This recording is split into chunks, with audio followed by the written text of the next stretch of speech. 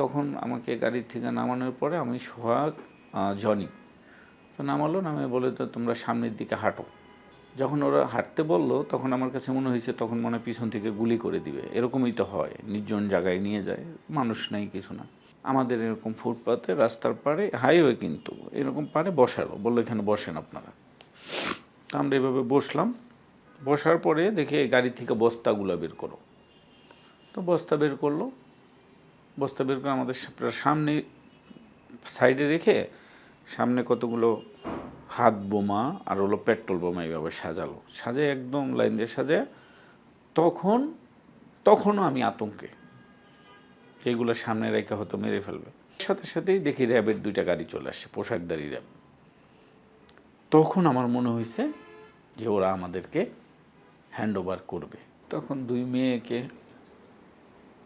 মেয়ে, ওদের চেহারাটাই সবসময় মনে হয় সবসময় সামনে থাকতো, ওদের চেহারাটাই সবসময় থাকতো। গুম ছিলাম, ডিবির কাছে অনেক দিন রিমান্ডে ছিলাম, কারাগারে ছিলাম, বাসায় অনেক রাত ঘুমাইতে পারি নাই। সব কিছু আমরা যেভাবে ছিলাম তার থেকে বেশি কষ্টে ছিল পরিবারের সকল সদস্য। কারণ যখন একটা মানুষ গুম থাকে কিংবা কারাগারে থাকে, শুধু সেই গুম থাকে না, কারাগারে থাকে না, তার পুরো পরিবার, স্ত্রী সন্তান সহ বাবা মা সবাই মনে হয় কারাগারে থাকে। যেদিন গুম হয়েছিলেন 2015 সালে, প্রথম মুহূর্তটি কেমন ছিল আপনার জীবনে? 15 সালে যখন গাড়িতে তুলে মেট্রো শপিং মল, এই যে মাস্টারমাইন্ড স্কুলের গেট থেকে, তখন আমি যখন চোখ বেঁধে ফেলে, পিছনে হ্যান্ডকাপ পরে, তখনই আমি বুঝছিলাম যে আমাকে বাজেভাবে গ্রেপ্তার করতেছে। তখন শুধু এই স্ত্রী সন্তান, মানে মনে হইতেছে আর মনে হয় কোনো দিনই দেখা হবে না, এই যে যাচ্ছে এটাই মনে হয় শেষ।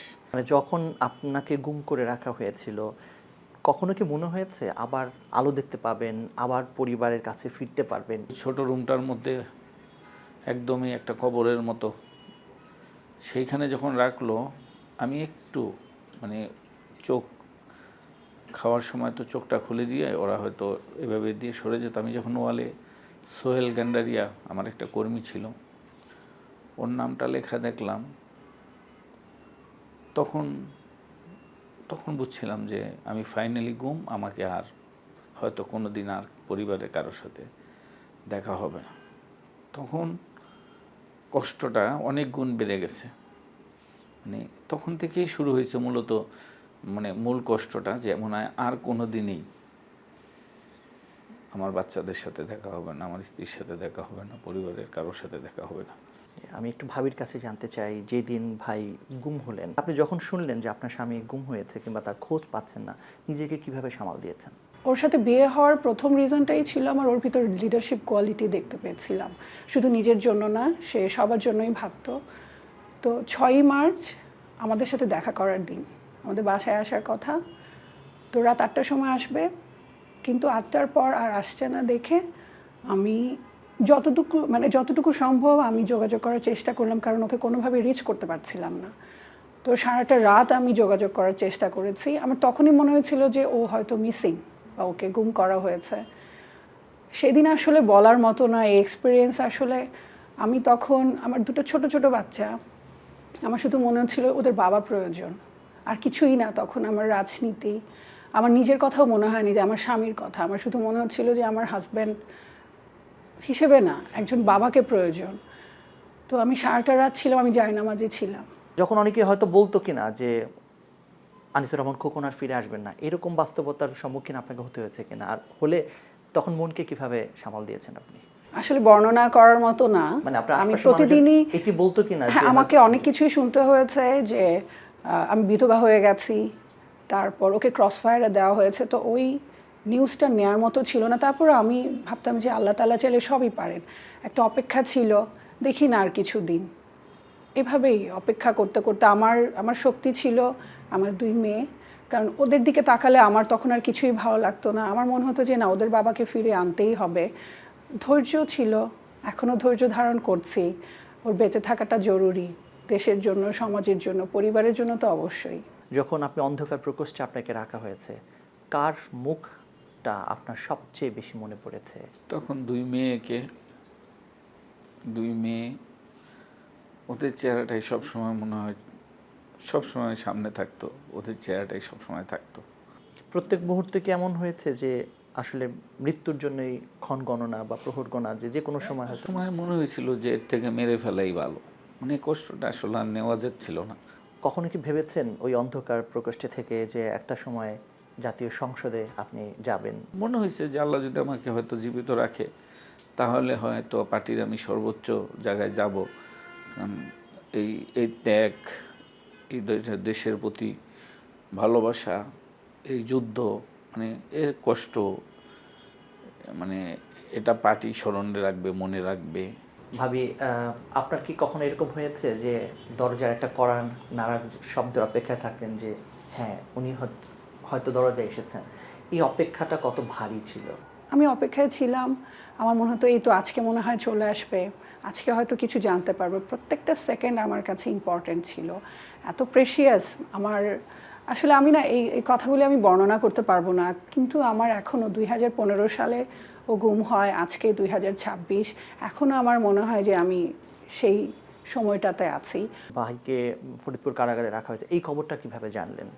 আমাকে একজন ফোন করেন, আননোন নাম্বার থেকে একজন আমাকে ফোন করেন। তখন আমার কাছে এক একটি ফোন কলের জন্য আমি বসে থাকতাম যে কখন ওর খবর আসবে আমার কাছে। 15ই জুন আমার কাছে ফোন আসে দুপুর 1টার দিকে, একটি আননোন নাম্বার থেকে ফোন আসে।